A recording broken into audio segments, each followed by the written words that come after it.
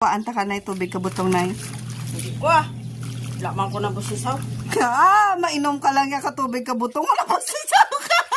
Nagkainom niya sa tubig sa butong hipa ka din na busisaw.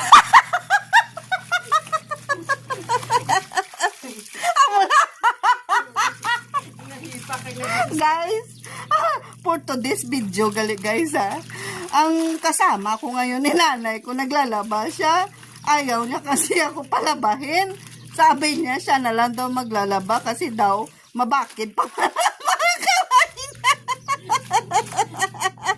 So sabi ko, bigyan ko sila ng tubig ng ang coconut, hindi na ako kabalo. Hindi daw siya mag-iinom kasi ang nag-iinom daw ng tubig ng butong yung may hipa lang at saka nabusin. Okay, bye.